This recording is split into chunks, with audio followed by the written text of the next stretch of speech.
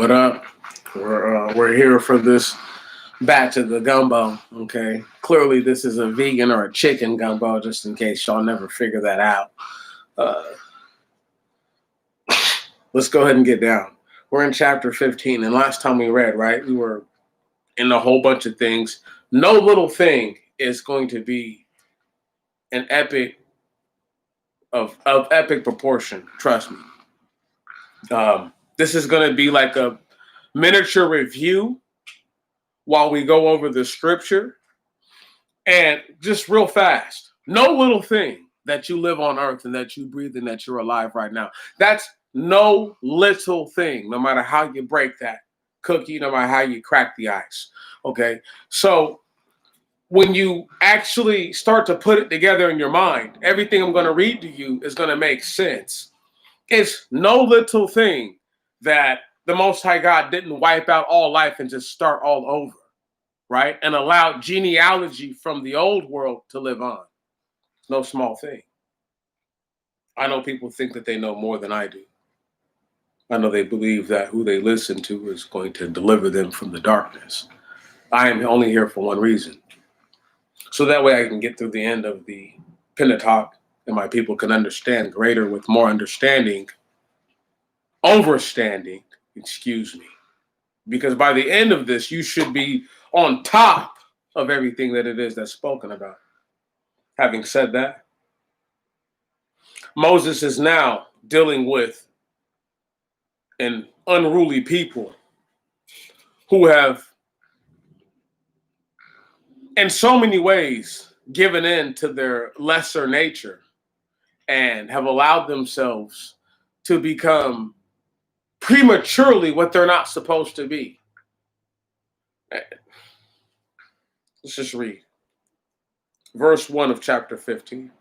And the Lord spoke to Moses, saying, speak to the children of Israel, and thou shalt say to them, when ye are come into the land of your habitation, so when you get there, which I give to you, and thou wilt offer whole burnt offerings to the Lord, a whole burnt offering or meat offering to perform a vow, or what is to magnify, right? To put it up, you know what I'm saying? Or a free willing offering, or to offer in your feast a sacrifice of sweet savor to the Lord, whether of the herd or the flock, then he that offers his gift to the Lord shall bring a meat offering of fine flour. Now stop right there. Now I want you to understand the herd or the flock, right?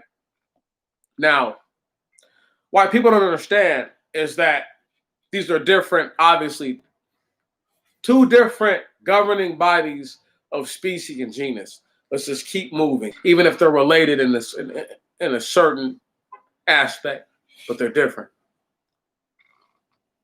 Now what you're going to hear about right now is deep fried and overall breaded meat that is cooked in fire or oil and flour. Excuse me.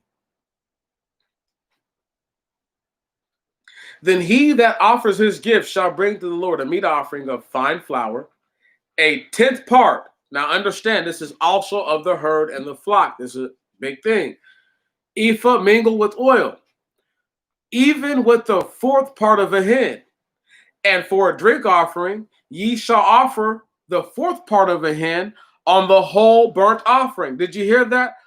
And for a drink offering, ye shall offer a 4th part of the hin on the whole burnt offering or on the meat offering. For every lamb thou shalt offer so much. This is a lamb as a sacrifice, a smell of sweet savor to the Lord. And for a ram, now listen to the ram now. And for a ram, when ye offer, it is a whole burnt offering or as a sacrifice. Thou shalt prepare as a meat offering 2/10, okay, of fine flour mingled with the oil, and the 3rd part of a hin. So understand that the larger the animal, the more flour you need to use. Okay, this is just basic sense, but just in case you didn't think it was basic sense, this is also you cooking with salt on your meat as well, right? Understand, the Most High God is telling the people, teaching the people how to cook and prepare their meals different ways. Wow. Just keep reading. And ye shall offer a smell, and ye shall offer for a smell of sweet savor to the Lord. This is verse 7. Of the wine for a drink offering, and the third part of a hin. And if ye sacrifice a bullock from the herd, this is the bull, right? This is the young baby. He's the little baby bull, right? He's not the heifer. For a whole burnt offering, but I would assume that the heifer is the same thing. Come on. Let's just keep reading. For a whole burnt offering or for a sacrifice to perform a vow or a peace offering to the Lord, then the worshiper shall offer upon the calf a meat offering, 3/10 deals of fine flour mingled with oil, even the half of a hin. So understand that from a sheep to a bullock, you're going to use twice the amount of flour, okay, to cook across his body. So it doesn't matter. So when you cook, right, you got the ram we just read about. You have the bullock, actually, we just read about the ram, the sheep. We're going to read about one more animal. I need y'all to understand this. The larger the animal, the more you're going to use. It makes sense, okay? It's logistics. So once again, this is thousands of years ago. I know this, but it's no little thing that thousands of years ago, they understood that, okay? Where are we at? Verse 11. Thus shalt thou do to one calf, or to one ram, or to one lamb of the sheep, or kid of the goats. And you know that kid ain't talk about no little baby boy or little baby girl. Stop playing with yourself. According to the number of what ye shall offer, so shall ye do to each one according to their number. Verse 13. Every native of the country shall do thus to offer such thing as sacrifices of a smell of sweet savor to the Lord. Stop. Most High God is saying, look, I don't care how they get down. If they want to deal with you, this is how they're going to do it. Right. They don't get to just do their own thing. Simple. Right? Pretty obvious. Let's just keep reading. And if there should be a stranger among you, now listen to this. This is funny. In your land, or one who should be born to you among your generations. What did that just say about the stranger? Right. Your people are capable of birthing strangers. So don't think that, why do you think Demetrius is like, I could be the stranger? Not a big deal. I just understand what's going on here when it's all said and done. Even if I'm not the stranger, it doesn't really matter. I'm just trying to break it down to you so you get the matter of factness here. It tells us in the scripture that the stranger of the land or one born to you, okay? The Most High God covers it. He's like, look, I understand these people are going to do whatever they want to do. Because of that, I'm going to say, look, your children can't break ranks and do whatever the people of the land do or whatever the strangers that they're from do. You can't do that. It's not happening. Not in his book, not in this book. Let's just go ahead and keep it pushing.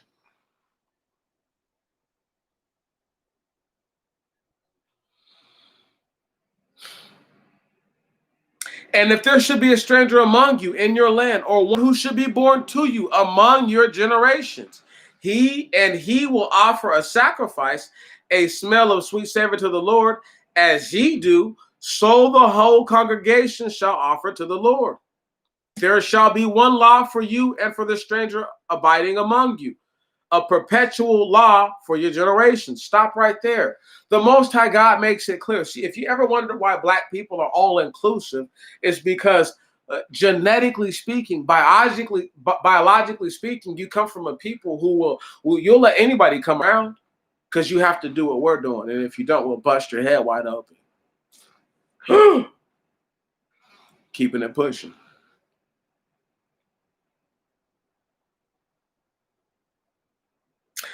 And verse 15, there shall be one law for you and for the stranger abiding among you, a perpetual law for your generations. As ye are, so shall the stranger be before the Lord. Right, circumcised and all. Thank you. There shall be one law and one ordinance for you, and for the stranger that abides among you. So everything that Paul said, dead right there. Dead. It's no small thing that Paul told the people. Oh, you thought I set this up nicely, didn't I? Come on.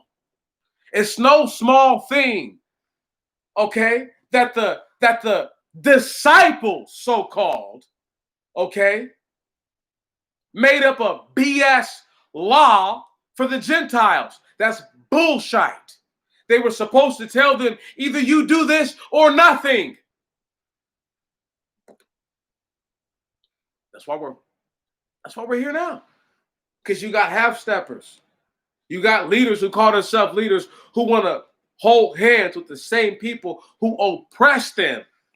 You want to do right by me, then do right by me. And if you won't do right by me all the way, get away from me. That's all that it means.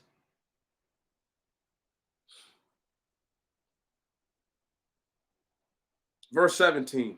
And the Lord spoke to Moses, saying, speak to the sons of Israel, and thou shalt say to them, when ye are entering into the land into which I bring you, then it shall come to pass, when ye shall eat of the bread of the land, ye shall separate a wave offering, a special offering to the Lord, the first fruits of your dough. Ye shall offer your bread, a heave offering, as a heave offering from the threshing floor.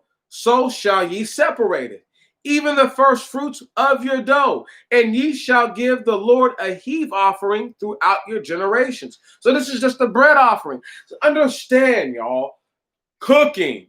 He's teaching the people how to cook. Don't you think that when they was cooking the bread or sacrificing the bread to the Lord, that when they seen it, sometimes they was like, oh, that's perfect. I need to pull it off when it looks just like that. When it's not an offering to him. Right. See, these are ways so you learn and understand the methodology, okay, come on, of the process of how to prepare your food. I can't stress it to you enough. You will have fools, unlearned fools, those who divine in wickedness and evil ways, to tell you that there are multiple gods with a capital G in the Old Testimony. I'm here to tell you today that is untrue. There is only the Most High God and the Messiah. Anyone who will contend differently is the devil. Let me go ahead and say that. Let you gain an overstanding, okay? Because I've given that to you. Now please let us go forward. People. Verse 22. No, 21. No, 22. But whensoever ye shall transgress, or not do this, and not perform all these commands, which the Lord spoke to Moses, as the Lord appointed you by the hand of Moses, verse 23. So this is the Most High speaking to Moses to tell the people, come on, this is how smart this force is. This is how intelligent this force is. He's able to tell Moses to say, hey, when you do or don't do these things that I'm telling you to do by the force that sent me, okay, right on, this is what's going to happen. This is how it has to play out. Okay, now here we are, verse 23. As the Lord appointed you by the hand of Moses from the day which the Lord appointed you and forward throughout your generations. Then it shall come to pass, if a trespass be committed unwillingly unknown to the congregation. Then shall all the congregation offer a calf of the herd without blemish for a whole burnt offering of sweet savor to the Lord, and its meat offering and its drink offering according to the ordinance, and 1 kid of the goats for a sin offering. So that's a complete whole burnt offering. You completely burn that up. I contend, once again, we can lay this out to the whatever, a cow, a bull, a ram, a sheep, okay, right? A, a kid and then a goat. Which one of those do you think tastes the least favorable? And then we'll get on to why the goat is the one for the sin sacrifice who gets burnt all the way up normally. And there's only so many sacrifices where you do that to other animals going forth.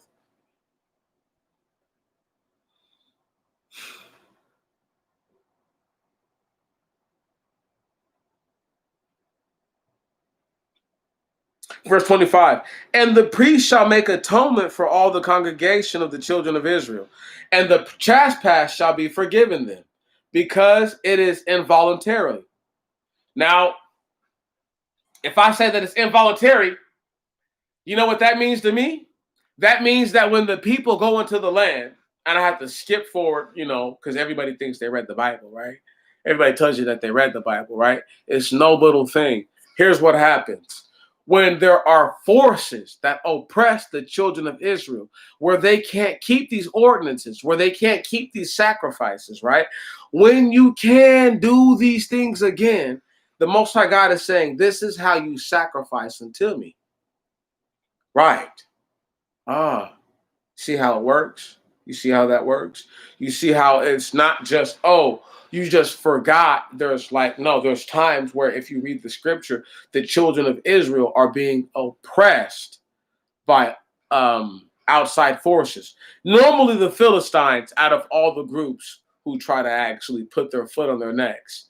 But there are cases where you get latter in where the Assyrians and other groups obviously come in and smash the Israelites to nothing. It's neither here nor there. I'm saying that if the people can't keep the sacrifices, there's a reason why. I'm trying to give you a physical basis to understand why your ancestors would have been out of conjunction when they could have been in conjunction. Having said that, that means that they were out of conjunction in the first place, meaning that they broke the initial commands of not allowing your sons to marry the daughters of the land and marrying your daughters off into the sons of the land. Now let's go ahead and keep it reading. Where are we at? Verse 25, and the priest shall make atonement for all the congregation of the children of Israel, and the trespass shall be forgiven them, because it is involuntary. And they have brought their gift, a burnt offering to the Lord for the trespass, because the Lord, even for their involuntary sins. Right. Meaning that because they're going to get smashed on later, the Most High God knows these people won't keep the word that he's given them. They won't keep the laws. Come on. They won't stay within the constitution of the statutes. Don't worry, we're going to get there. Verse 26, and it shall be given, and it shall be forgiven as respects all the congregation of the children of Israel. Stop right there. And the stranger that is abiding among you, because it is involuntary to all the people. Stop. The Most High God is saying that I know y'all want to believe that white people aren't strangers and that they're just some kind of other group of people they're not even people. I call them people to be respectful, I guess, to the aspect, so that way you don't think you ran off and slept with a dog. However, having said that, and just being totally honest, if a person could sleep with somebody who's from the same genus pattern they are, and that being that they're from the Adamite bloodline, okay? Having said that, this means that if they're a stranger, right, what does that make somebody else who's not an Adamite? Right. So for a person to believe that they're half white, half Asian. Look, if you married somebody with straight hair, yo, okay, whether you're the man or the woman, all right, trust me, your child is a stranger. So don't you ever get it twisted. Saying that, now I can go forward.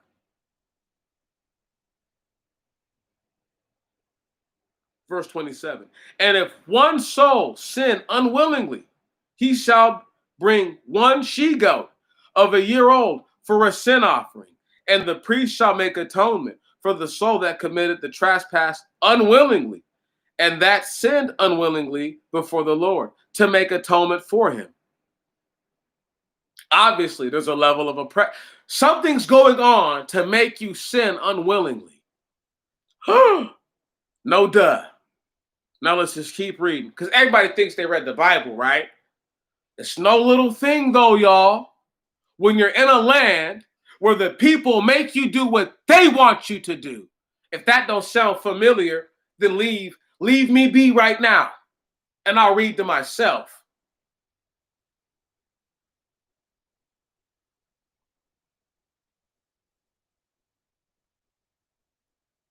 And if the priest shall make atonement for that soul that committed the trespass unwillingly, that sinned unwillingly before the Lord, to make atonement for him, there shall be one law for a native among the children of Israel and the stranger that abides among them, whosoever shall commit a trespass unwillingly. Right. So you can say the native being the people who are the children of Israel, or the native of the land. I don't care. I'm going to say the native of the children of Israel being the people of the children of Israel. And the stranger are the people of the land, because they're strangers to you too. Thank you very much.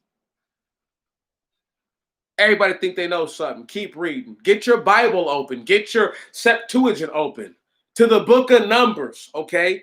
Chapter 16. Because I'm about to be there. Act like you can read. Since you're so smart, live in a house, an apartment. You live in 4 walls, okay? And you probably got a Bible somewhere in your home. Go pick it up and act like you care for a moment.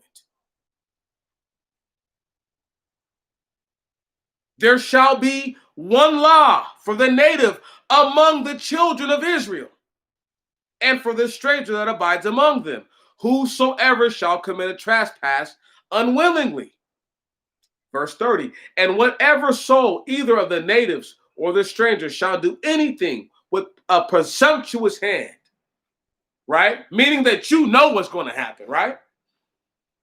He will provoke God. What? And whatever soul, either of the natives, children of Israel, or of the strangers, come on, being born to you, or people who were native of the land who were not your people, or people who attached themselves, all different things, shall do anything with a presumptuous hand, he will provoke God. Oh, so you just think this is going to please the Most High. I know this is going to please him. He's going to be happy when I get done with this. Because that could be anything. So just go ahead and keep it pushing. He will provoke God. That soul shall be cut off from his people. For he has set at naught the word of the Lord and broken his commands. That soul shall be utterly destroyed. His sin is upon him. And the children of Israel were in the wilderness. Stop. About to get deep. And they found a man gathering sticks on the Sabbath day.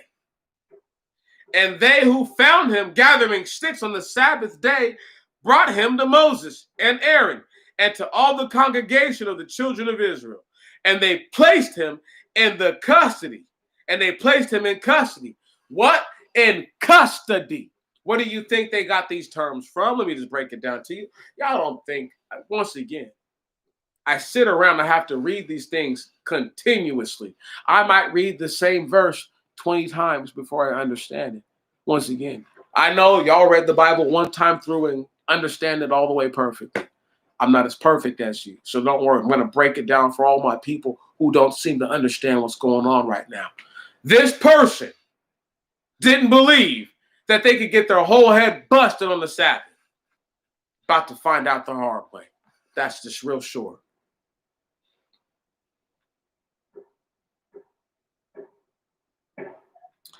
And they placed him in custody.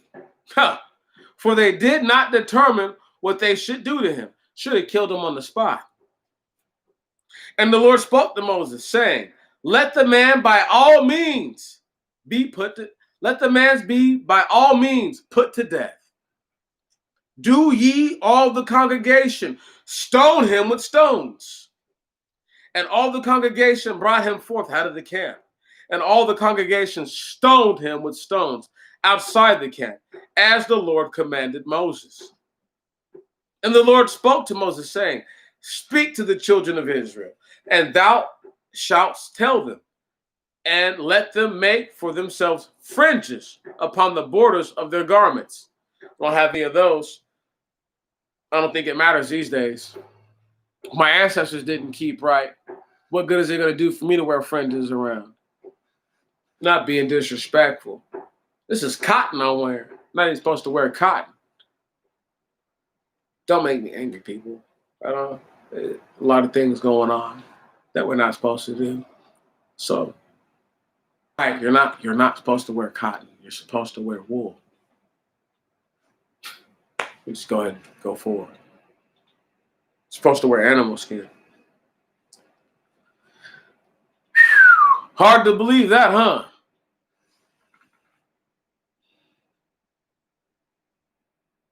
Don't worry, though. We're getting to the no small thing right now. Only a whole 30 minutes in, because people think I'm supposed to just read the Bible and just not break it down none. I know. They know everything. I already get that.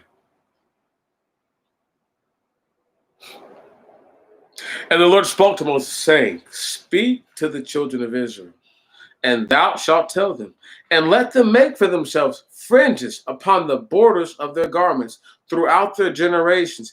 And ye shall put upon the fringes of the borders a lace of blue.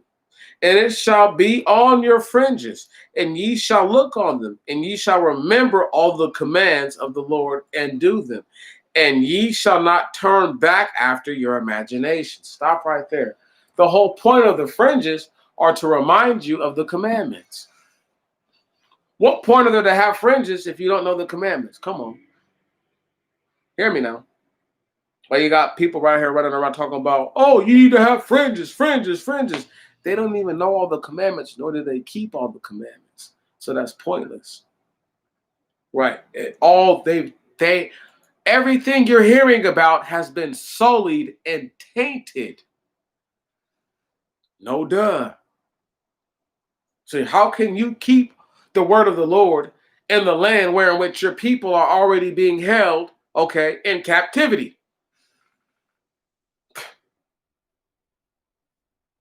Excuse me.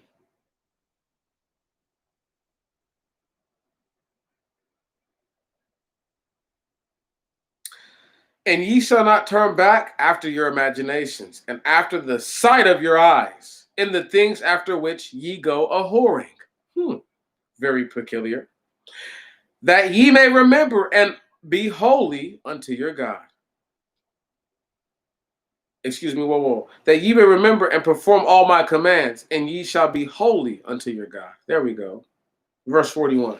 I am the Lord your God, that brought you out of the land of Egypt to be your God. I am the Lord your God. Stop right there. Is that a little thing? My people, anybody who's ever going to read this, hear this, whatever. Is that a little thing to you? Hear me right now. If a force brought all black people, the mixed multitude and all that, up out of the land of America, would that be a little thing to have done that? Just a question. We're going to keep it pushing.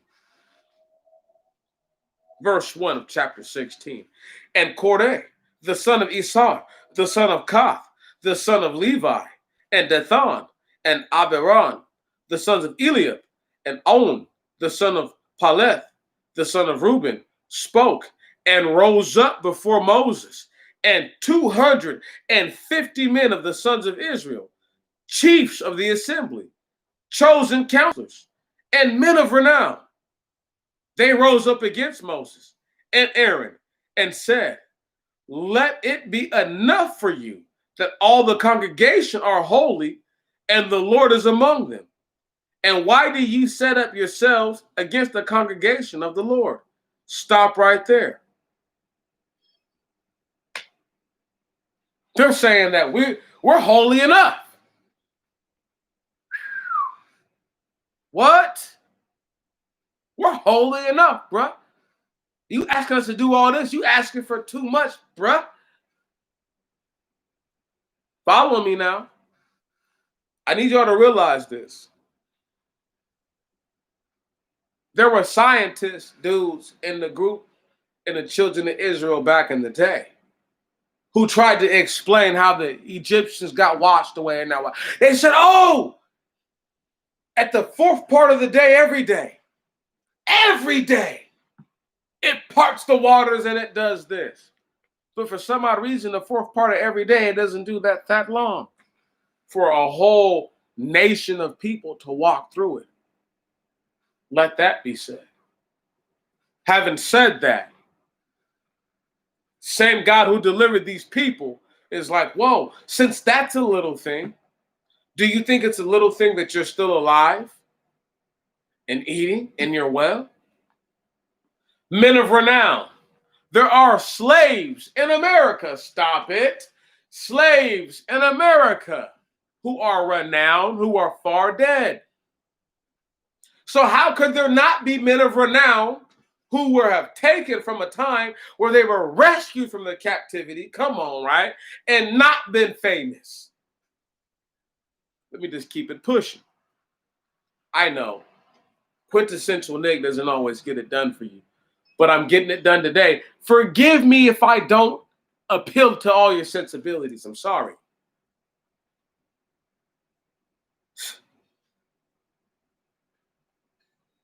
They rose up against Moses and Aaron and said, let it be enough for you that all the congregation are holy and the Lord is among them. And why do ye set up yourselves against the congregation of the Lord?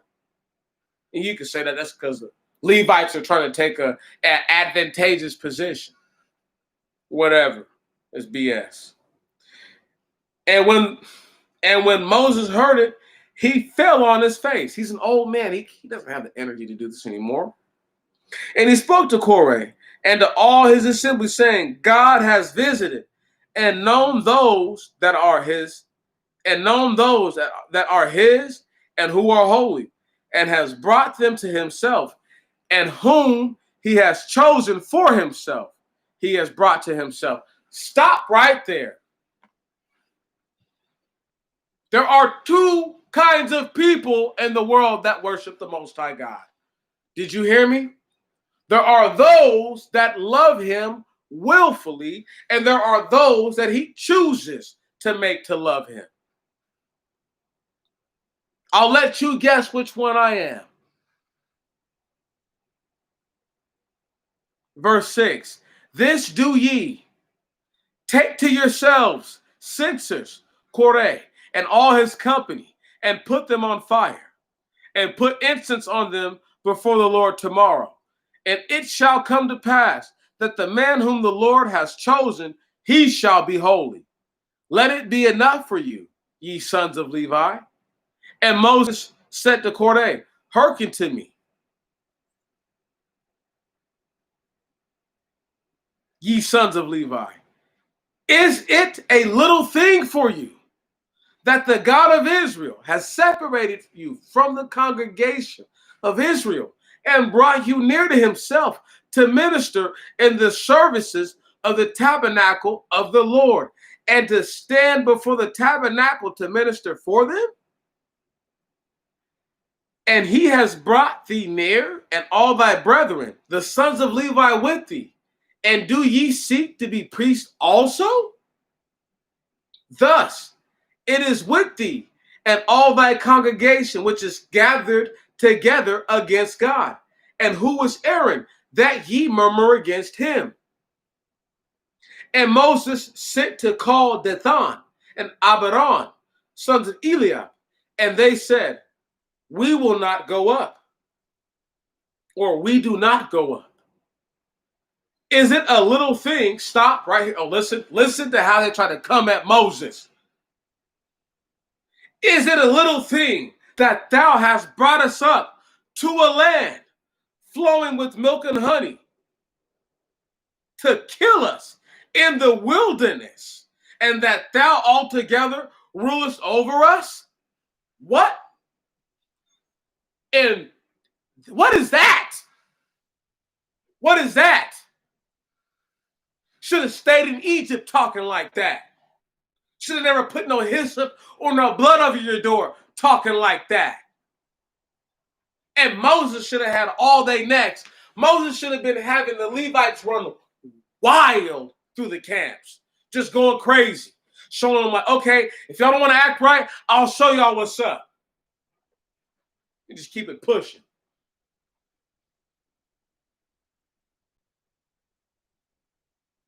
Verse 14, thou art a prince, and hast thou brought us into a land flowing with milk and honey? And hast thou given us an inheritance of land and vineyards? Wouldst thou have put my eye? Wouldst thou have put out the eyes of those men, or cut out the eyes of those men? We will not go up.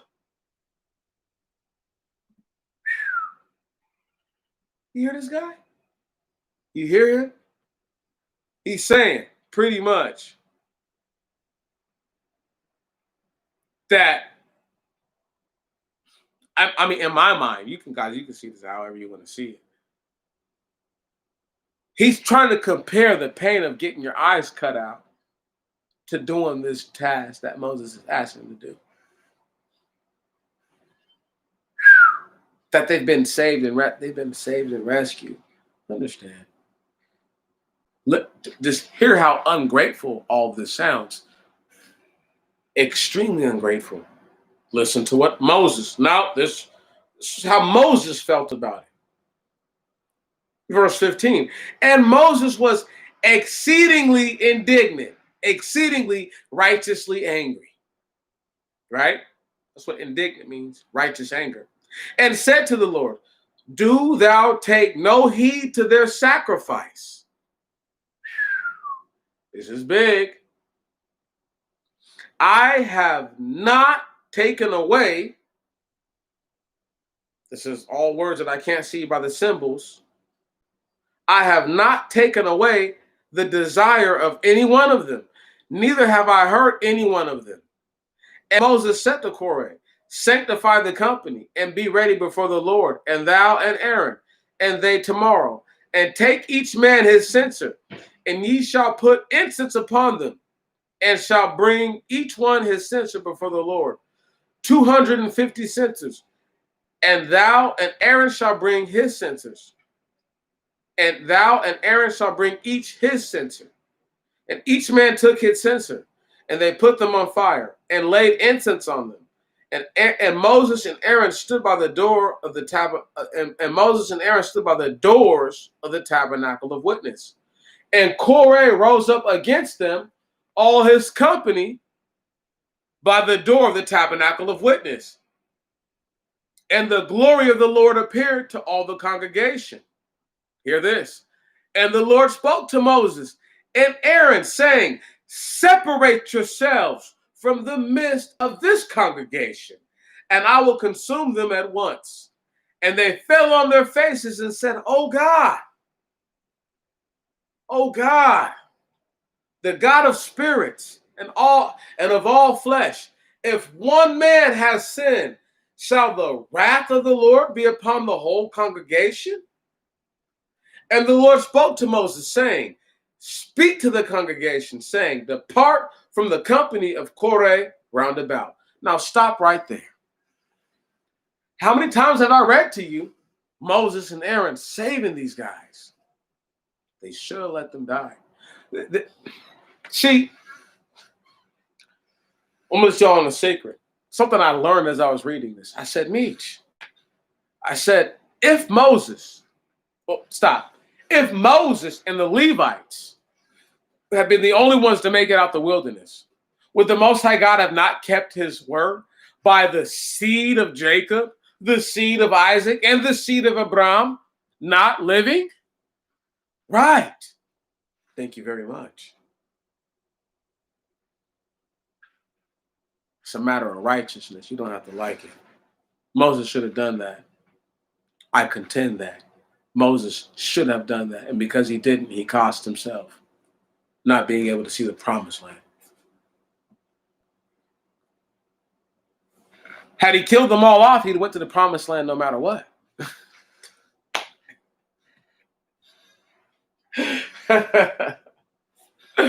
Okay. Think about that for a moment. Had he just had all the other tribes wiped smooth out, Judah included, wiped smooth out,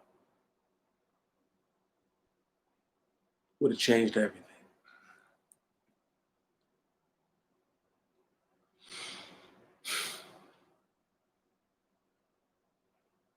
Where are we at, my beautiful people? Verse 23. And the Lord spoke to Moses, saying, speak to the congregation, saying, depart from the company of Korah round about. And Moses rose up and went to Dathan and Abiram, and all the elders of Israel went with him.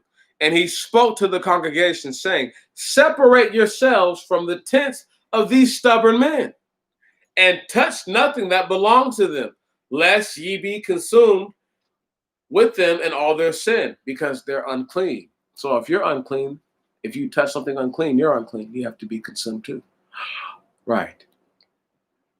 And they stood aloof, or a little while off, from the tent of Korah round about. And Dathan and Abiram went forth and stood by the doors of their tents, and their wives and their children and their store. Listen to what Moses says. And Moses said, hereby shall ye know that the Lord has sent me to perform all these works, that I have not done them of myself. Now, I'm going to explain something to you. Dirty, wicked devils have tried to say that this is a matter of explosions. But note what does not get explained in the scripture, and I'll break it down here in a moment. And Moses said, hereby shall ye know that the Lord has sent me to perform all these works, and I have not done them of myself. Verse 29. If these men shall die according to the death of all men, if also their visitation shall be according to the visitation, right, of all men, then shall the Lord has not sent me. Then the Lord has not sent me. Stop right there. Moses is saying, if these guys die like regular people, if they get, I don't know what you call the visitation, you can imagine that to be many different things. He said, if that doesn't happen to them, if they die regular deaths, the Most High hasn't sent me. The Lord hasn't sent me, right? Here we go. Verse 30, but if the Lord shew me a wonder or a vision, and the earth shall open her mouth and shall swallow them up, and their houses, and their tents, and all that belong to them, and they shall go down alive into Hades. Then ye shall know that these men have provoked the Lord. Now stop right there. Why this is so important? Because if you blow somebody up, they're not alive after that. They're dead. What? Stupid. Verse 31. And when he ceased speaking all the words, the ground gave up. It gave asunder beneath them. And the ground opened and swallowed them up, and their houses, and all the men that were with Korah, and all their cattle. Now, why this is such a big thing, and before I read down, then they go down to Hades, there are people who try to contend that this is Moses setting up explosions or some kind of device that exploded that took these people. Do you know how stupid? Do you know? Think about that for a moment. The earth clave. It means it gave up and it opened. But people would tell you that, oh no, they blew these people up. But it tells you that these guys were alive. Where's the sound? Where's the boom? Where's the explanation of an explosion, of a sound so loud or crackling thunder? Nothing of the sort. Let's go ahead and keep it pushing.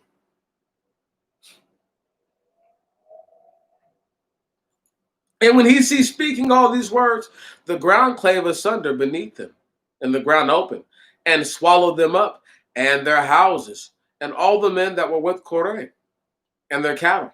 And they went down, and all they had alive, into Hades. And the ground covered them, and they perished from the midst of the congregation. And all Israel round about them fled from the sound of them. And all Israel round about them fled from the sound of them, for they said, lest the earth swallow us up. From the sound of them. For they said, lest the earth swallow us up. Not the sound of these, it's. Listen, you can try to say, oh, that's the explosion. No. That's the scream of them. Okay? Okay? All right? Because they yelled, and they was like, and then the people was screaming and pulling their hair out, watching the whole earth turn into a nothing. And these dudes get ate up. Now, here's the thing. If it was an explosion, why did anybody fly to pieces? And how did they go down to Middle Earth? How did you go down to Hades, right? Alive. That's the part that makes it to where it's not an explosion. Do y'all understand? How you doing, sister? Hey, you. But yeah, they were screaming. Right, exactly. They were screaming. They were making noises, right? So when people try to make it seem like it's an explosion, that's totally inaccurate. And it's a false depiction of what took place, because once again, have we ever seen a movie where something blew up and we didn't assume that somebody died? No, listen, think about that. No fire. Think about this either. No fire, no smoke, no cloud of smoke, just a sound. Exactly, a sinkhole. Exactly, sister, a sinkhole. But only one that takes you all the way to Hades. Not just a regular sinkhole, okay, that takes you to the ocean. All right, quicksand or whatever, right? This is a sinkhole that's taking you to Middle Earth. Alive. Terrible. Anyway, let's just keep it pushing.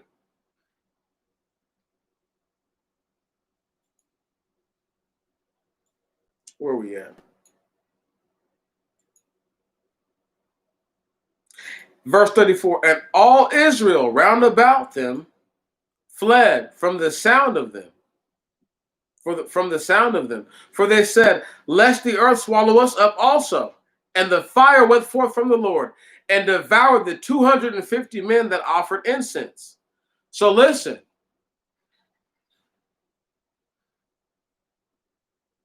Not only was Korah and his whole people knocked off, right? Or whoever was with Korah, right?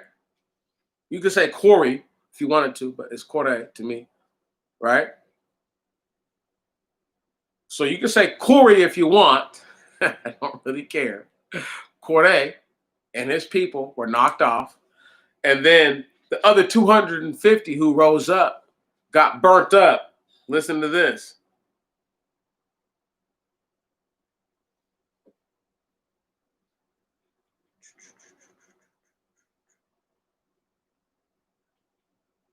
And the Lord said to Moses and to Eleazar, the son of Aaron the priest, take up brazen censers out of the midst of the men that have been burned, and scatter the strange fire yonder. Yonder.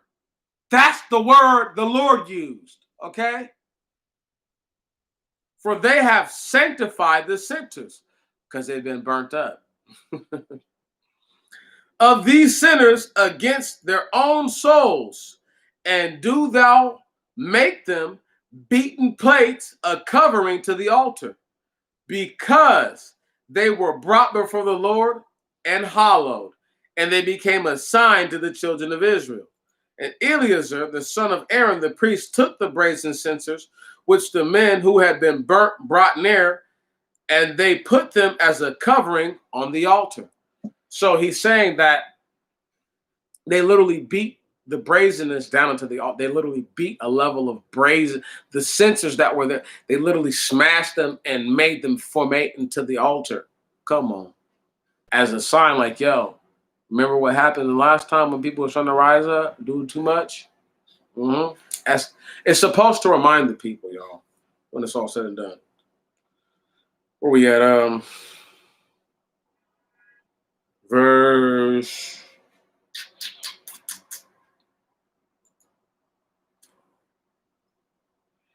39.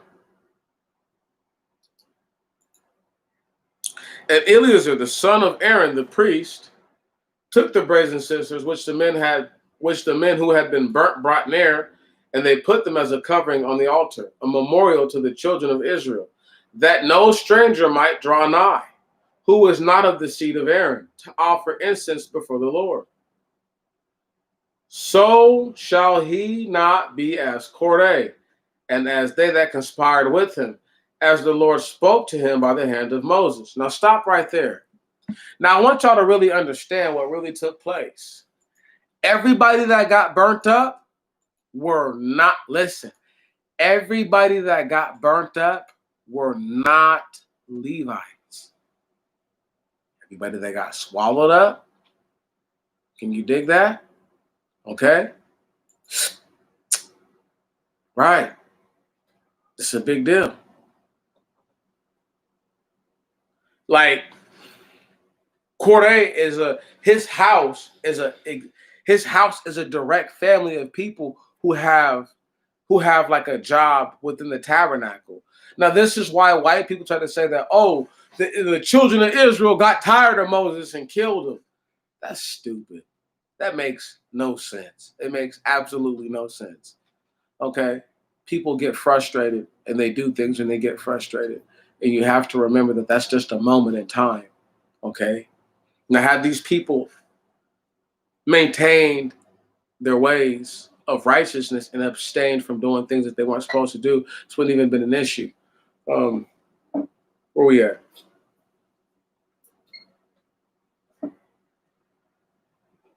Verse 41.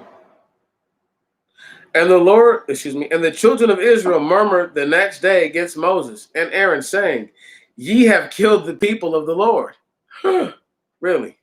And it came to pass when the congregation combined against Moses and Aaron, they ran impetuously to the tabernacle of witness, and the cloud covered it. And the glory of the Lord appeared, and Moses and Aaron went in front of the tabernacle of witness. Stop right there. The people, now it can say that it was impulse, right, that covered them. No, they're like, I want to go in there, right? Desire is what made them do that. They desired to go up in there. And the Most High God, man, look how polite the Most High is, man. To down talk and to downplay how bad it was. He really is wonderful. I need y'all to understand that. Like, he really did not make it look as bad as it really could have been looking. You know what I'm saying? You know.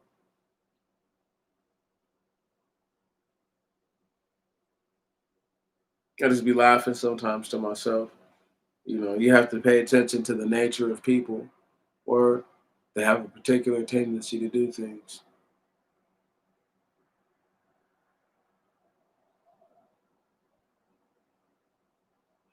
And Moses and Aaron went in front of the tabernacle of witness. And the Lord spoke to Moses and Aaron, saying, depart out of the midst of this congregation, and I will consume them, at once, and they fell upon their faces.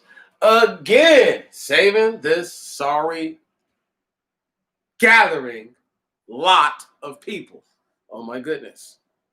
And Moses said to Aaron, take a censer and put on it fire from the altar, and put incense on it, and carry it away quickly into the camp, and make atonement for them.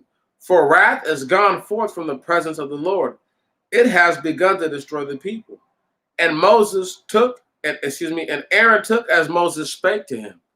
And these are two old men. These are two old men. I can't stress this enough. Aaron is like 90 almost. Moses is well into his 80s when this is happening. They're old men.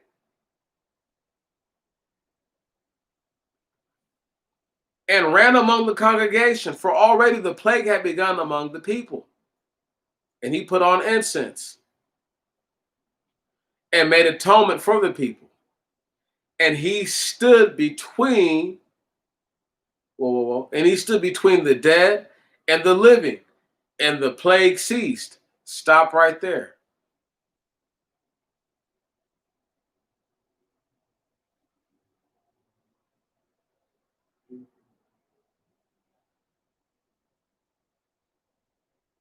I understand you, sister. I totally do. Don't worry. It's all good.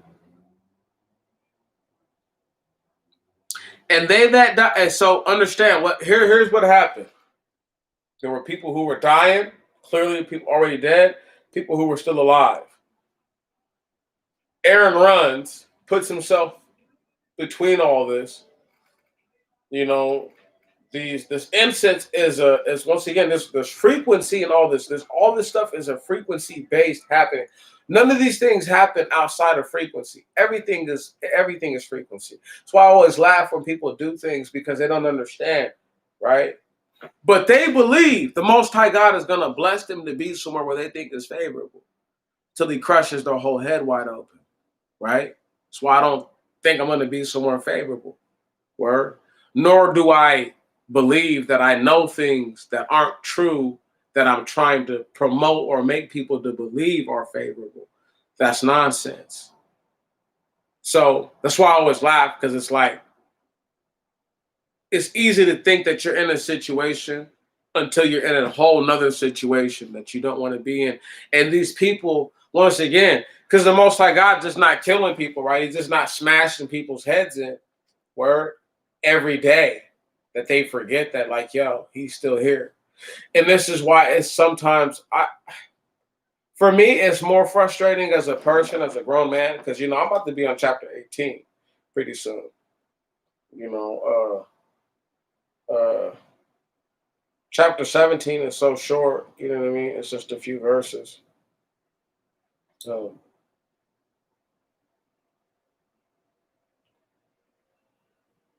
So give me one moment.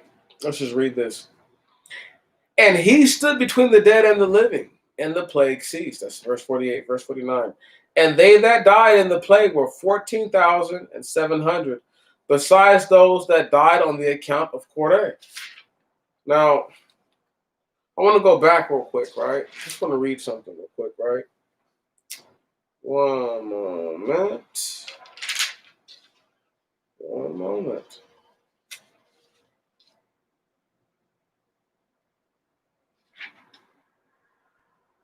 Because there's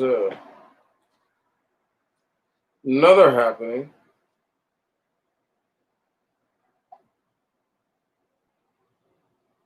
Now, the graves of lust, right? I think it's funny because I can't prove. I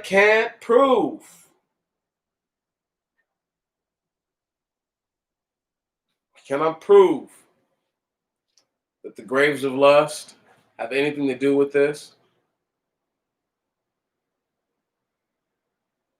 It's simple, sister, because fire is a form of purification.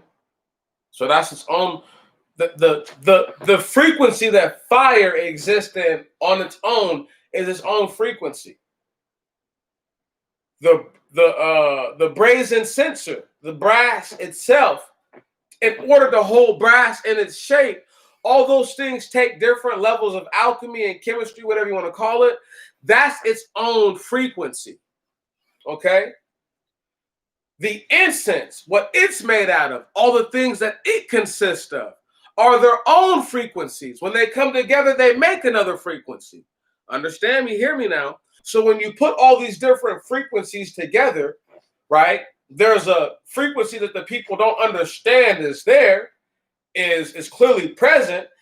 It puts it there almost as a block or a wedge to show that this is holy land, because the tabernacle of witness is holy. So the incense are holy. So to go into the middle of the camp to stop it is to pretty much he made the ground hollow. He made the ground holy that he was on when he had the incense, okay? And he had to use the same exact type censer and the same fire from the sacrifice, so that way it would be a holy thing and it would be clean, sister. That's why Aaron did that. Let me go ahead and go forward real quick. So we're at verse 49, and it says, and they that died in the plague were 14,700, besides those that died on the account of Korah. Right? So you got 250 plus the whole house of Korah. So you're talking, man, 15,000 plus people. And Aaron returned to Moses to the door of the tabernacle of witness, and the plague ceased. That's verse 1. Excuse me, this is verse 1 right here. And the Lord spoke to Moses, verse 1 of chapter 17, saying, speak to the children of Israel, and take rods, or a rod of them, according to the house of the families, a rod from all their princes, according to the house of their families, 12 rods, and write the name of each on his rod. So the name of each person who's a prince on the rod. And write the name of Aaron on the rod of Levi. Now let's stop right there. If there's 12 rods, guess what that means? They counted Simeon out. That's vicious, man. That's vicious. Understand, in the sacrifice, Levi didn't sacrifice anything on the 12 days of the sacrifice. Simeon brought something. Now all of a sudden, we need the 12 tribes. Simeon's cut off, just like that. Vicious, man.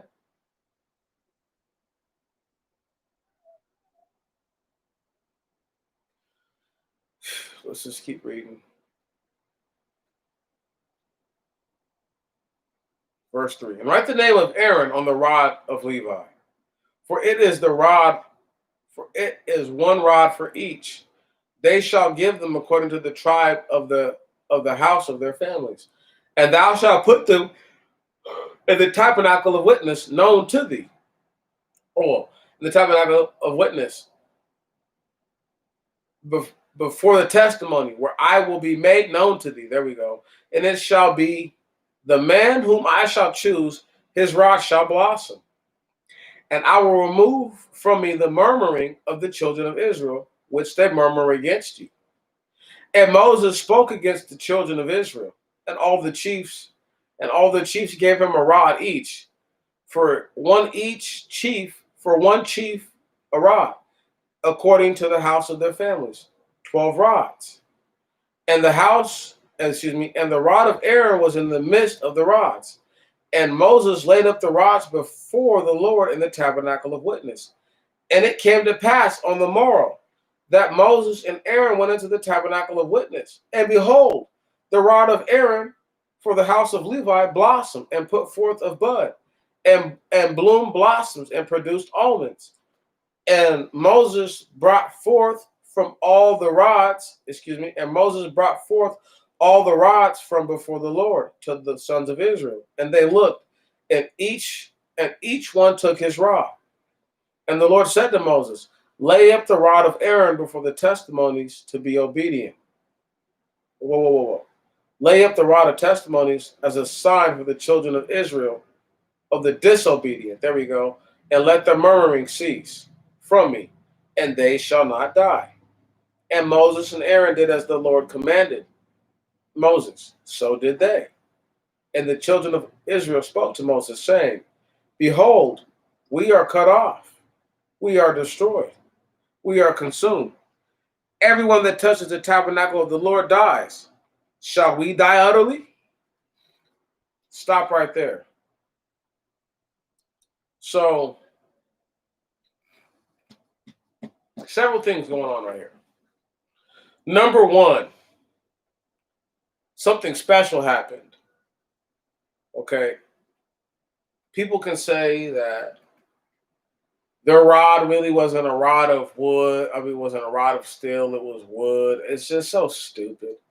Y'all, the rods that everyone else had, they had. I know it's hard to believe a blossom came out of metal. I know it's hard to believe, right? That overnight it blossomed and almonds came forth. I know it's hard to believe.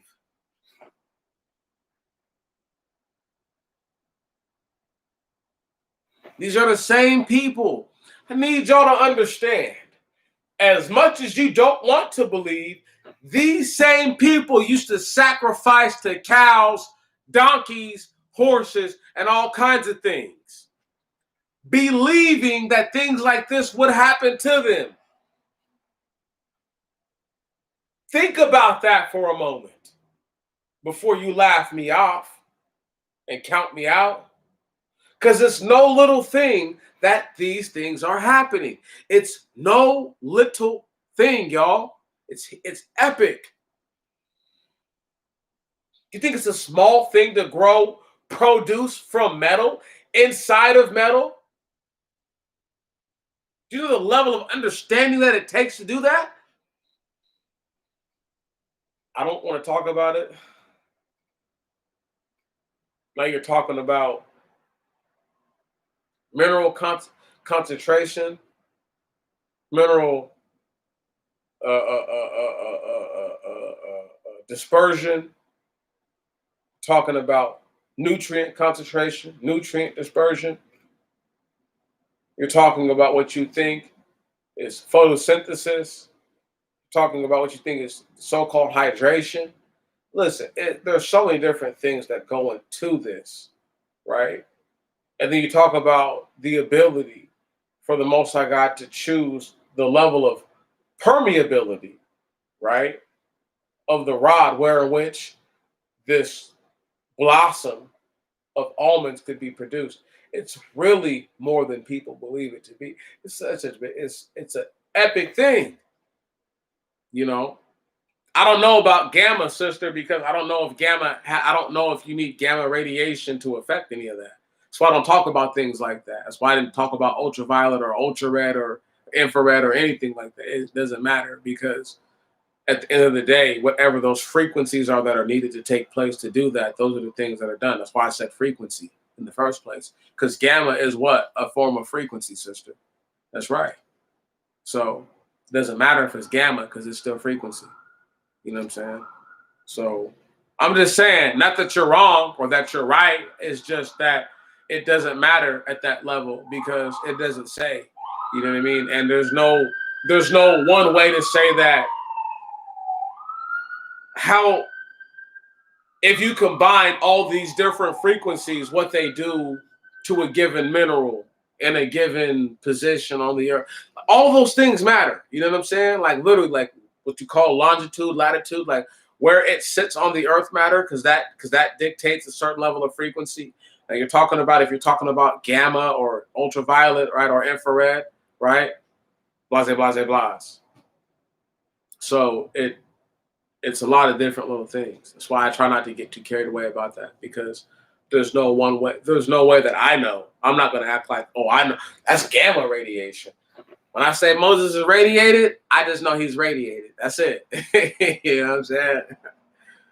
Anyway, let me go ahead and keep it pushing. Where's I be? Verse 1. And the Lord spoke to Aaron, saying, Thou and thy sons and thy father's house shall bear the sins of the holy things, and thy sons shall bear the iniquity of your priesthood. And take to thyself thy brethren of the tribe of Levi, and the family of thy father, and let them be joined to thee, and let them minister to thee.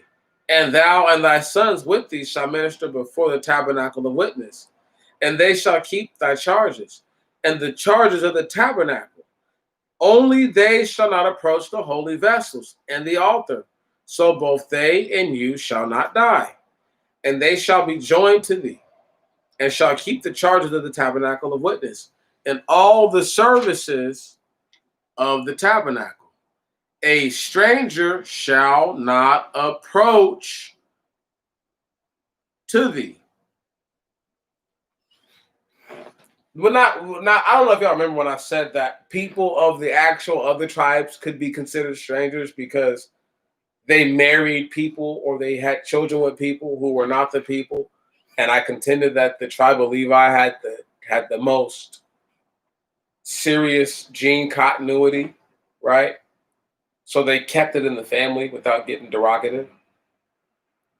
And having said that, that meant that they were the most pure people, right? That's why I'm always laughing when people try to talk about certain things that they have no grasp of, because it's like, what are you talking about?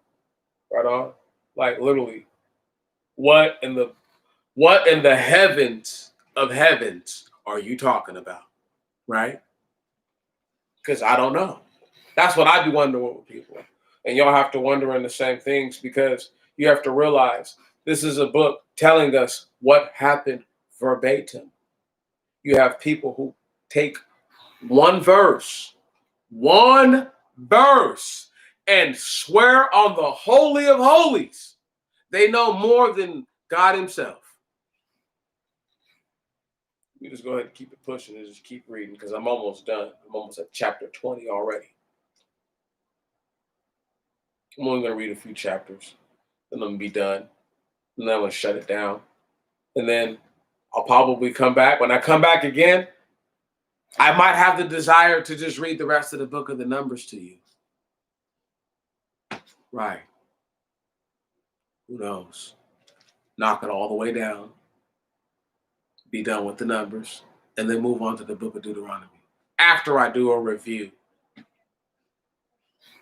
Now let's go ahead and just remind ourselves, this is no little thing that is going on. Okay, so as we read,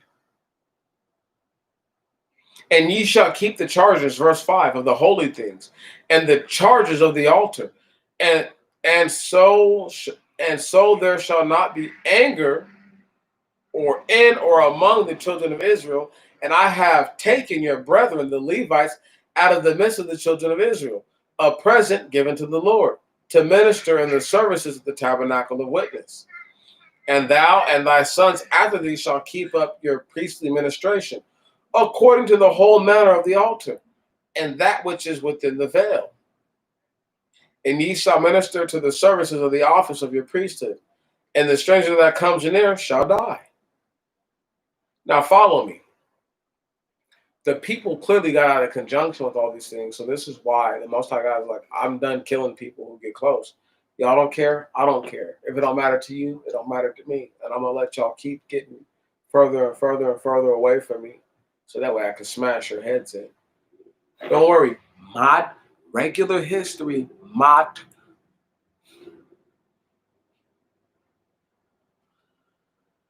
regular history monitors all of this. All of it. From Sargon of Akkad, okay, all the way down to modern day history. All these things are monitored. And the briefness that they're monitored, they're still monitored and known about. And I look much more like Sargon of Akkad than Donald Trump ever will. Having said that, let me just keep going.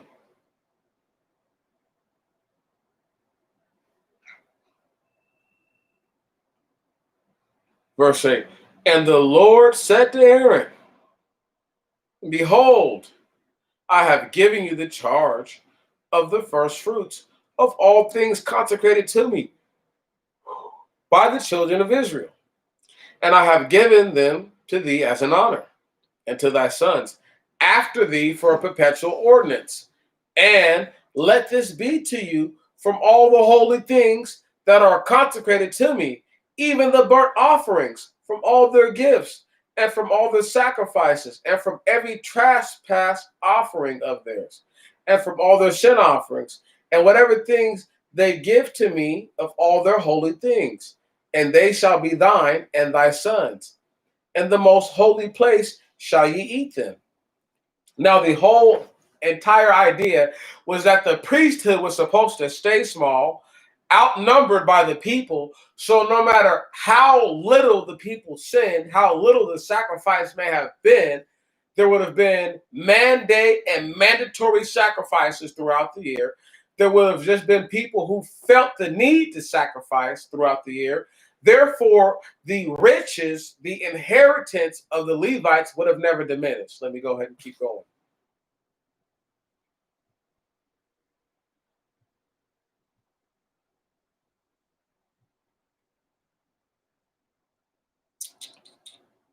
Verse 10, in the most holy place shall ye eat them. Every male shall eat them, thou and thy sons. They shall be holy to thee. And this shall be to you of the first fruits of their gifts, of all the wave offerings. So this is whether it's a meat or a bread offering, right on, of the children of Israel. To thee I have given them, and to thy sons and to thy daughters with thee, a perpetual ordinance. Every clean person in thy house shall eat them.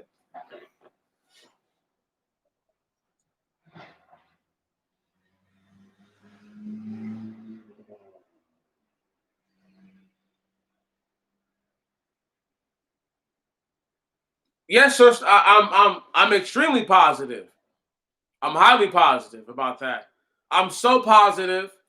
I'm willing to bet a whole lot of money on it. Right on. See, this is how positive I am of it. Everywhere in the world, there are people who look like me, no matter how light or how dark they are, sister. They grow an afro and a beard. They do that. They do that. Right? They do that. These are niggas. These are dudes who you call high yellow to full-blown chocolate. I'm contending that no matter if you're saying from Reuben to Joseph, okay, all those men have a certain physical description that's alike to the others. That's number one. Number two, what I'm saying is that Levi, whether he was dark or light skinned, maintained his genetic constitution better than all the other tribes. That's all I'm saying, is that when it's all said and done, Levi maintained being who he was the most. And I'm not saying, follow me, sister. I'm not saying that the other tribes bred out so much as it is they bred in with one another, okay? And the Levites were like, whoa, whoa, whoa, whoa, whoa. We're literally just us. Like, so after so many generations, people aren't laying down with their sisters. I need y'all to understand the commandments do not come until after Moses. So who's to say that Moses' father didn't lay down with a chick that was technically his sister? You don't know that. Right. Once again, another reason to tell the people to not be in the ways of Egypt or Canaan. It's all basic sense to me. It all makes sense to me. Right on. People are like, it's basic to you because you've been reading. I'm like, well, I'm 29. I'll be 30 next year. For every person who's older than 29, I don't want to hear that. Anybody younger than 29, you've had more things at your disposal than I ever could have. I clearly just don't want to hear it. You see what I'm saying, sister? I don't care what their reasoning is as to why they don't get it. I don't care. Doesn't matter to me. What matters to me is that I'm reading this to the people so that way I can give them my understanding. Because I know they don't understand for a fact. If they did, they wouldn't be in. We would not be here if people understood. That's a fact. And because they don't understand, it takes a man like me. I will say it on this side of Moses. Go find a man who knows more than me about the scripture, and I'll kowtow. Now let me continue reading, please. Where was I at?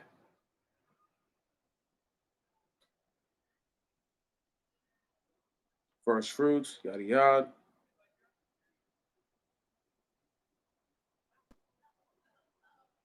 Verse 11, and this shall be to you of the first fruits of their gifts, of all wave offerings, bread or meat, of the children of Israel.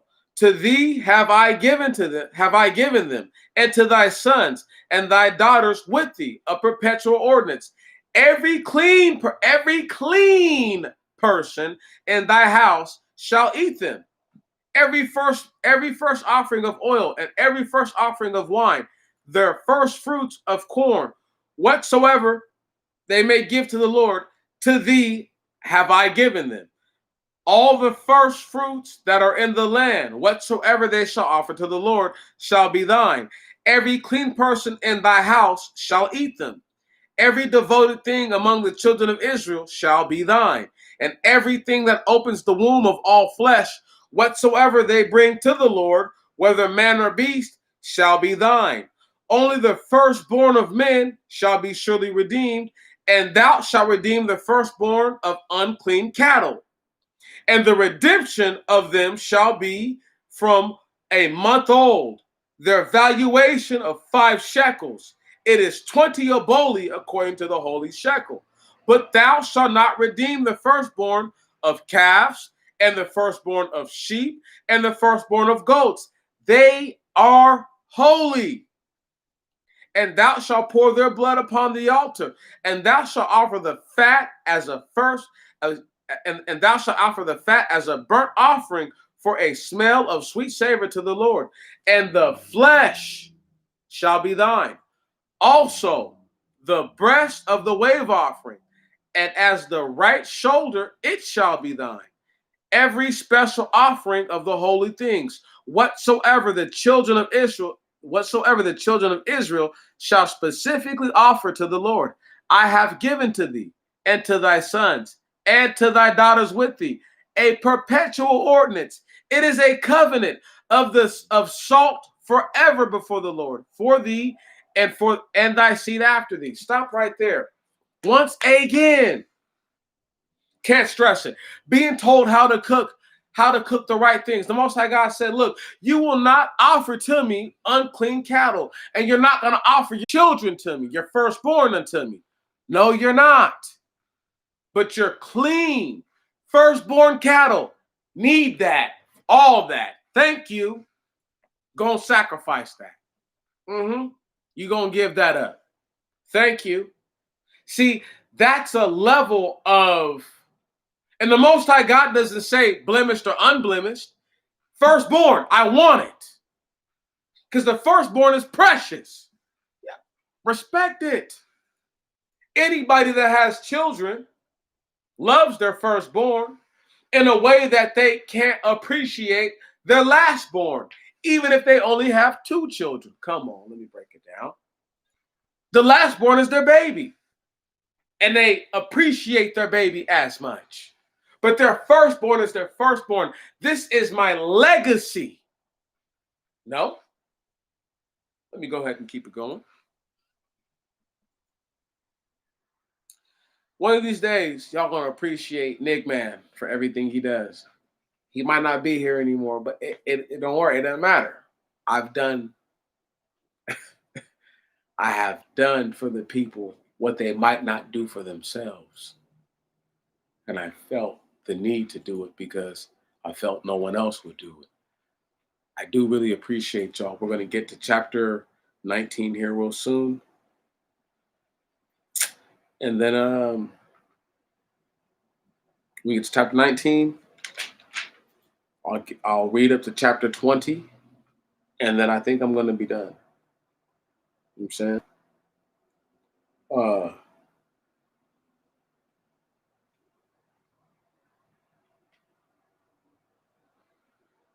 It's about to go down.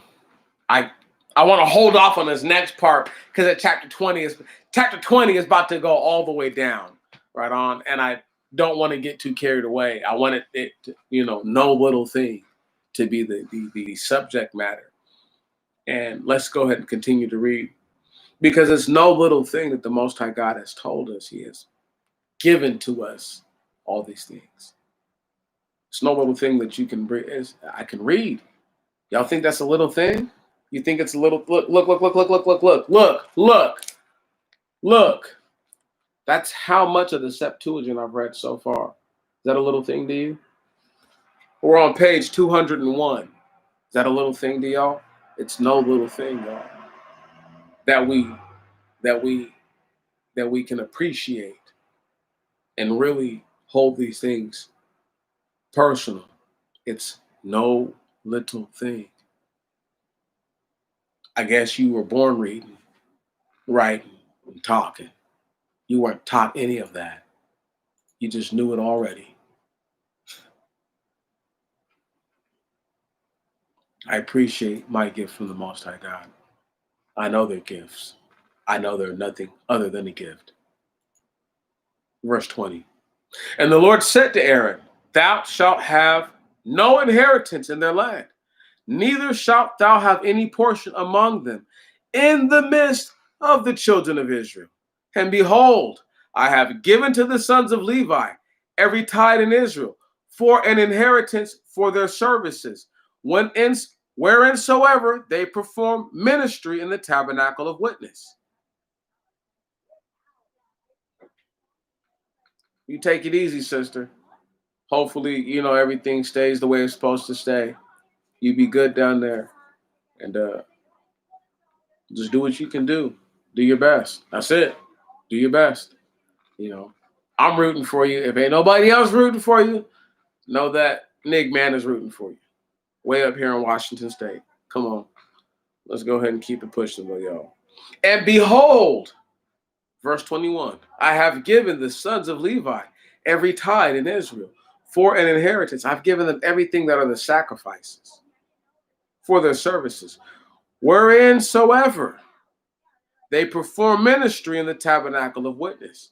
And the children of Israel shall no more draw nigh to the tabernacle. And the children of Israel shall no more draw nigh to the tabernacle of witness to incur fatal guilt. And the Levite himself shall perform the service of the tabernacle of witness, and they shall bear their iniquities. It is a perpetual statute throughout their generations. And in the midst of the children of Israel, they shall not receive an inheritance, because I have given as a distinct portion to the Levites for an inheritance the tithes of the children of Israel, whatsoever they offer to the Lord. Therefore I said to them, in the midst of the children of Israel, they shall have no inheritance. So it's pretty much obvious. The Most High God is like, look, you guys do all the sacrifice, and you guys do all the. You're my mediums. All the money they give, y'all get, right on. Unless it goes to another person that they owe. All the food that they sacrifice is for you. All the animals that they put up to sacrifice is all y'all. So you guys get to feed your families. You get to do all that. You see what I'm saying? So the reason why the Levites were supposed to maintain their continuity, their blood, was because they had maintained their blood to that point.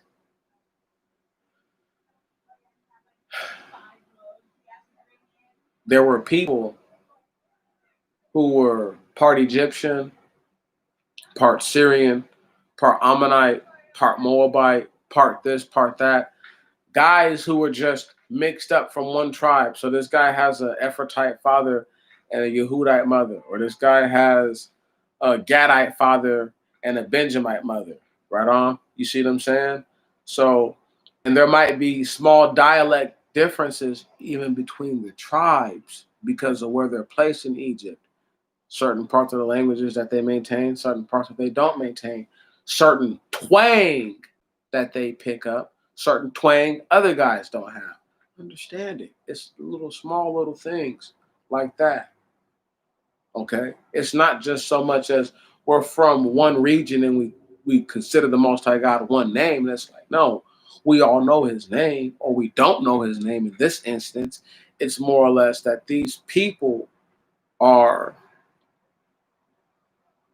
it's 12 different nations, technically 13 if you really wanted to be really technical, because we'll mitigate Joseph to Ephraim and Manasseh. But the Simeonites are their own people. These are all different nations of people who are all been combined as one, outside of all the other people that came with them, right, who are also from different nations of people, or from a mixed breed caste, if you will. That matters. It does. It plays a monumental role in how we read the scripture. It plays a monumental role and as to how you understand what you call black people. Because if I break it down, that all the people that we're reading about are Adamites for the most part until a certain point in history, then you have to realize that these are all Afro-bearded people. So you have to ask, where did everybody else come from? It's just stupid stuff like that. One of these days, y'all gonna really appreciate your boy, man. I have. When I say I done put it in, I done put it in. Look at that. You see this afro? Right on. It's a fro. Okay. Or I can't make it just stand up all on its own. Or because I don't got no straight hair genetics in my body. Clearly not enough to make it just stand up. Not like Cap, or not like somebody who can just pick their hair and it'll just stay standing up all day. Or where it's like, clearly my hair is that long. Right on, it's this long or whatever, but what does that mean? You know what I mean? People don't all look the same. I'm trying to break it down to y'all. These are a special kind of, these are a specific type of nig. My people are a specific type of nig, and I'm not giving my status to nobody. Not no one. If they want to ride the coattail, let them ride the coattail. But they don't get to take over nig status from nigs. Wouldn't have to hold it down for the whole world. Right. The last 400 years we didn't did it, and don't nobody want to say that we didn't did it. As I get ready to close out, let's go ahead and just keep reading. You understand, it's not easy being a black person. It's not easy being nig man. Okay. It's not. I'm not supposed to know how to read or write, nor how to know how to do arithmetic or nothing, but I can do it all.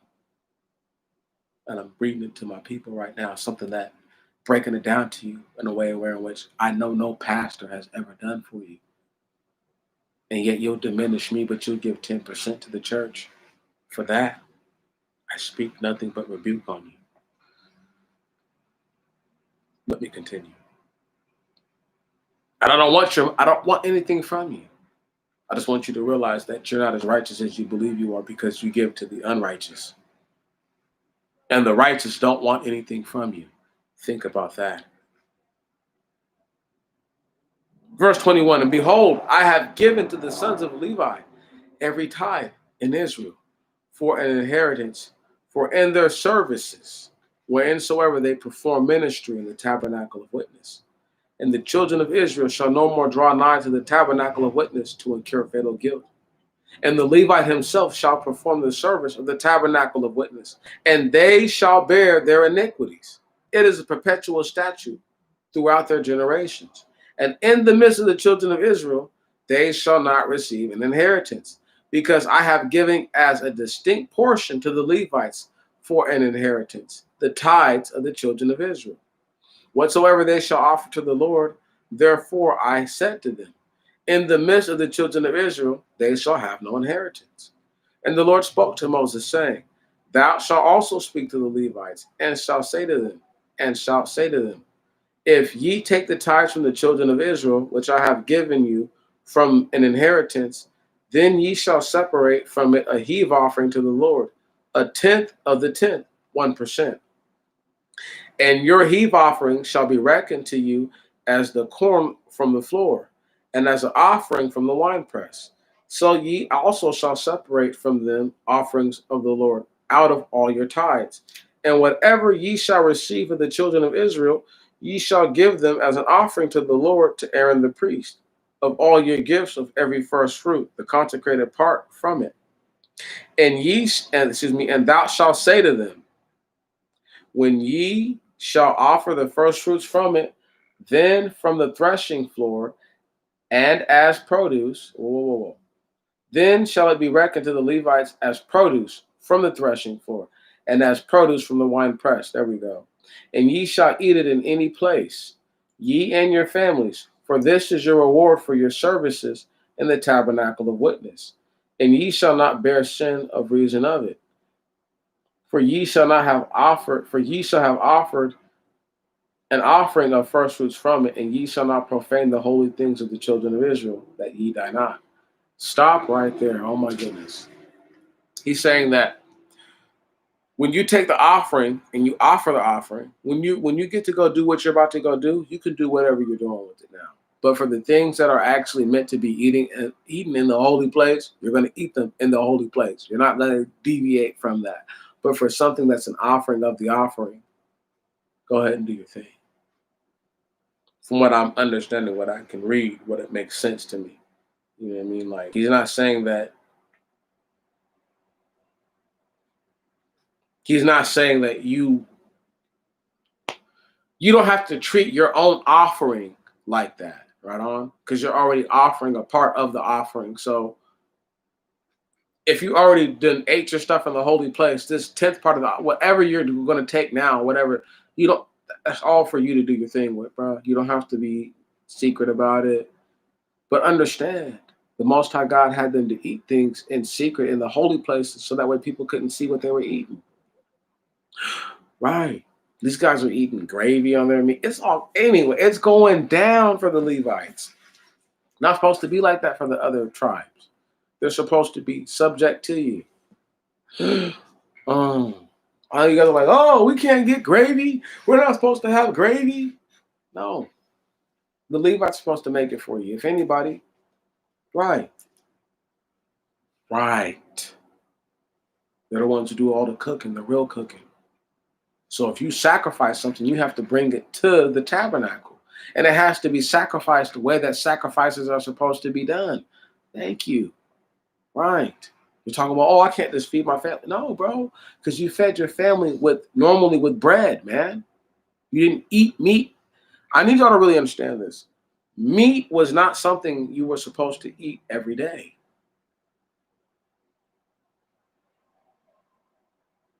Takes days to hunt something, right? Sometimes you can go out there and just go get it, but sometimes it takes days or weeks. So you're not going to have that one thing you didn't have, but for weeks later or days later. So it's way different. And because people can't put these things in their mind, they don't humanize the situation. They just read the Bible and just, that's it. That's it. They got it. It's frustrating because it's like, how do you explain that? How do I express to y'all? We're about to read. Let me just read this to y'all. Hold on. Verse 32. And ye shall not bear sin by reason of it, for ye shall have offered an offering of first fruits from it, and ye shall not profane the holy things of the children of Israel, that ye die not. It's the end of chapter 18, right? Once again, it's confirmation that you offer the offering of the first fruit so you can do with it as you please, almost, as opposed to something that's like a holy offering. It's not a first fruit offering. That's totally different. This is a peace offering. Is not a first fruit offering.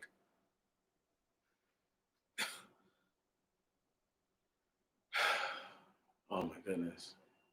You see, it's like sometimes I feel like I'm just talking to myself because I just be like, I don't know if they even understand that difference. Like, do they understand the difference with that from a sin offering, right, to a wave offering, to a heave offering? Do they understand that these things that certain things can take place within another offering, but other things can't take place within another offering. A sin offering, you burn up everything. So you can't do a wave or a heave offering or a drink.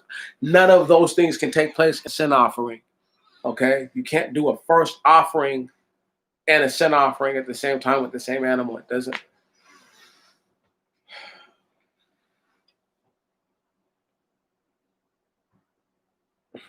Anyway.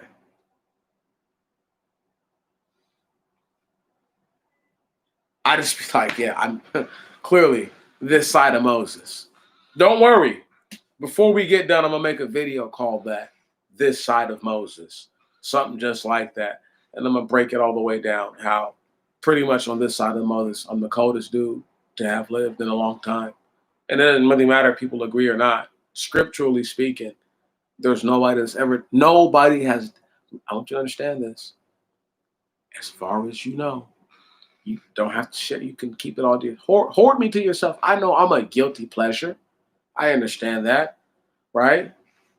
I'm like a beef bacon sandwich with eggs on it at 1:21 a.m. I know I'm a guilty pleasure, but follow me, okay? This side of your man's, ain't nobody ever did this. And I could contend. I could die and we could wait 1,000 years. I could wait with you. We won't see it again. So go ahead and keep sleeping on me. Go ahead and keep thinking that I ain't did nothing for the people. Go ahead and believe that in your minds. If that's what propels you. But I know for a fact, ain't nobody reading this to me. I've read this. Believe it or not, I've read these things out loud already to myself. So what do I gain to read it again and again and again and again and again and again and again and again and again to the people who would question my understanding, even though they have no understanding? Come on. Have the understanding that a white man gave them, or a black man who was directed by a white man, but will question my understanding. I have to get like this because as we get closer to the end of the Pentateuch, I need y'all to understand it has been no favor for me to read the 5 books. It has been quite painful in its own way. I've enjoyed it, but it's been very painful because the more I've read, the more I realize that the people do not believe. And the more I realize that they don't believe, the more I realize they don't know. You people, some of you are literally, you are literate and illiterate at the same time. So you can read, but you can't comprehend. You can see all the words, you can put all the letters together, know what the words are, but don't know what all the words mean in conjunction to put the shit together. Excuse my language. And depend on a black man like me. Come on, hear me now. Nigga man, born where? Weren't born in Africa. Weren't born on the islands. Weren't born in the UK. Where was Nig man born? Say it out loud in your home and appreciate it. Right. Been turfing longer than anybody I've been knowing on it. Been doing this longer than any. Please. My turf status is unquestioned. Unquestioned and undeniable. Now, as we finish out and get to the last end of all these things, I just need y'all to understand. I feel no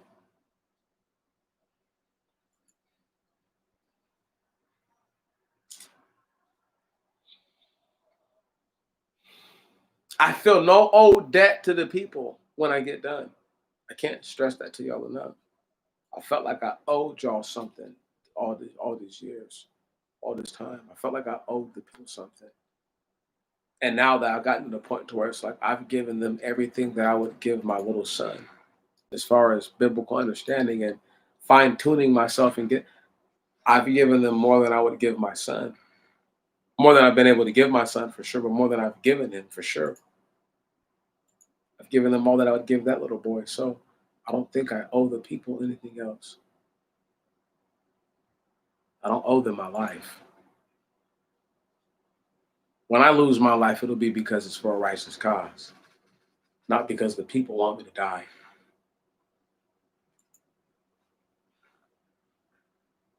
Verse 1 of chapter 19. And the Lord spoke to Moses and Aaron, saying, This is the constitution of the law, as the Lord has commanded. This is the what? This is the constitution. I wonder where they got it from. Of the law, as the Lord has commanded, saying, speak to the sons of Israel, and let them take for thee a red heifer. A what? A red heifer without spot, which has no spot on her, and on which no yoke has been put. And thou shalt give her to Eleazar the priest, and they shall bring her out of the camp into a clean place, and shall kill her before his face.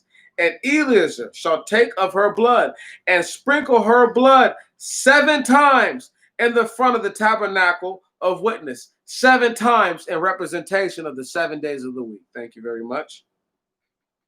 And they shall burn her to ashes before him, and her skin, and her flesh, and her blood, and her dung shall be consumed. And the priest shall take the cedar wood, and hyssop, and scarlet wool, and they shall cast them into the midst of the burning heifer. And the priest shall wash his garments, and bathe his body in water. And afterwards he shall go into the camp, and the priest shall be unclean till evening. And he that burns her shall wash his garments and bathe his body, and shall be unclean till evening. And a clean man shall gather up the ashes of the heifer and lay them in a clean place outside the camp. And they shall be from the congregation of the children of Israel to keep. It is for water of sprinkling, a purification. And he that gathers the ashes of the heifer shall wash his garments, and shall be unclean until evening. And it shall be a perpetual statute for the children of Israel and for the strangers joined to them. Stop right there. So notice how one man burns everything up. A clean man comes behind him, collects the ashes, puts them in a clean place. He goes, cleans himself. Both these men are going to be unclean until evening. Come on now, hear me. And the ashes are clean, and they're used as what? Purification. Come on, hear me now. Verse 11, he that touches the dead body of any man shall be unclean 7 days. He shall be purified on the 3rd day, and the 7th day he shall be clean. So on the 3rd day, he's going to purify himself, get himself right, okay? And on the 7th day, he shall be clean. A whole week cycle later, a whole 7 days later, right? The same 7-day cycle. Which is easier to believe, 7,000 years or 7 days? I know 7,000 years. Which is more greater and more magnificent? Okay, then. Thank you very much. I'm going to lead to the magnificent part of my God, more greater part, not the which is easier and more logical or whatever in your humane mind. Because in your humane mind, you probably think it's cool to eat pork and shrimp and catfish and rabbit. No, I lie. So you've maintained a perfect biblical diet your whole life. If you haven't, don't lie to me. You keep your filthy mouth to yourself, and you hold some humility.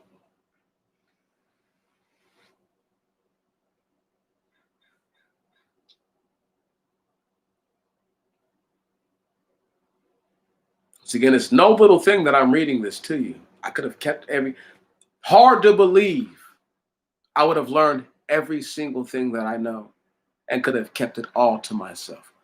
That's no little thing, people. That goes all the way back to ADOS, because people don't think I have anything to do with that.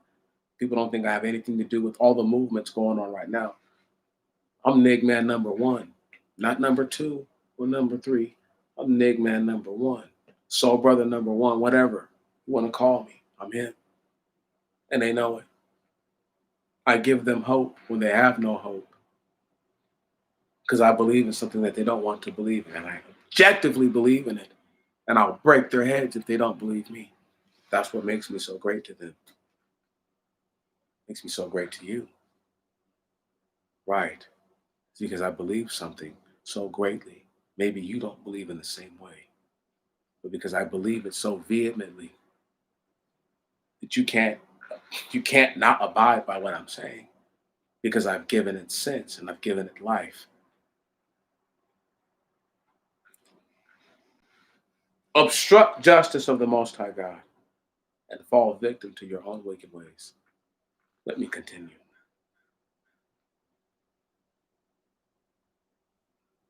He that touches the dead body of any man shall be unclean 7 days. Verse 12. He shall be purified on the third day and the seventh day, and he shall be clean. But if he be not purged on the third day and the seventh day, he shall not be clean. Everyone that touches the carcass of a person of a man, if he should have died, and the other have not been purified, has defiled the tabernacle of the Lord. That soul shall be cut off from Israel, because the water of sprinkling has not been sprinkled upon him. He is unclean. His uncleanness is yet upon him, and this is the law.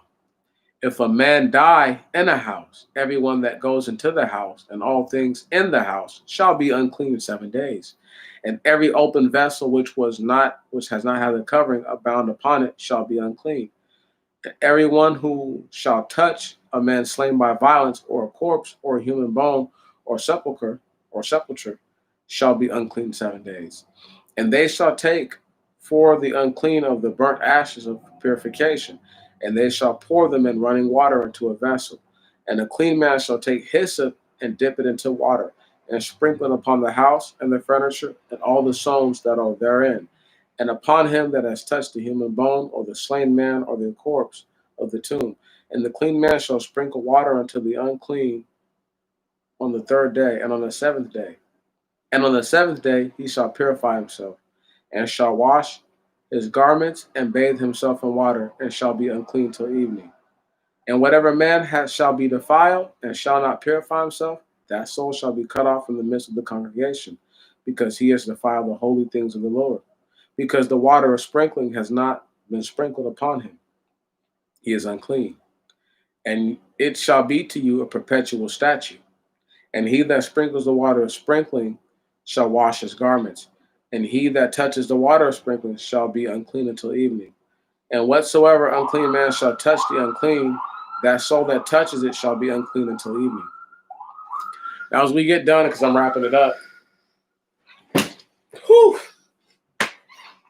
I don't want you to understand this. And this little thing are ashes.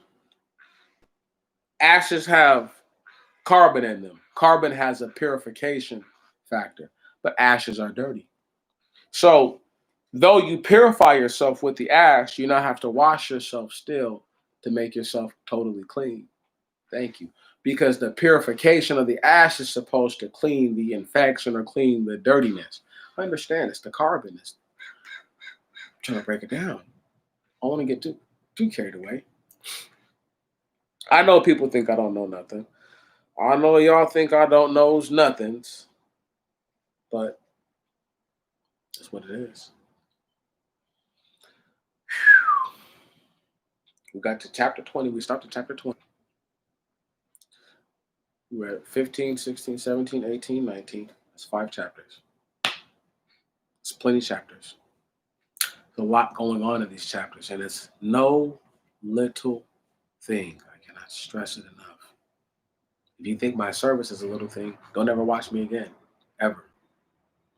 If you think this is a little thing what I'm doing, if you think I care about you watching it, I don't. I have a plan to get the rest of that done. The 5 books, right?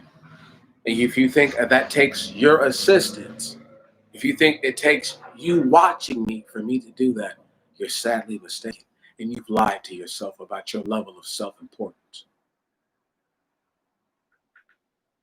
Having said that, Nigman doesn't give a damn about what you think. If you knew anything, you'd tell him. But because so many of you are lost in the sauce, you need Nigman more than you'll ever say. Don't give me the credit for the things that I've done. No worries. For those of you who were talking about the Illuminati and clones and all the other sorts of miscreant activity, as of the year of 2016. Nick Man has done his own self-audit. Don't worry. Was in the year of 2016 that Nick Man first spoke on things that people are just not talking about now.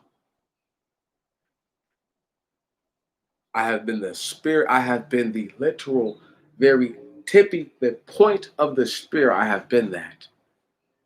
I'm so far ahead. It's a shame. It literally is a shame.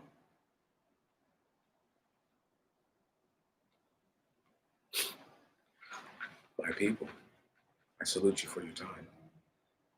Spiritual Gumbo.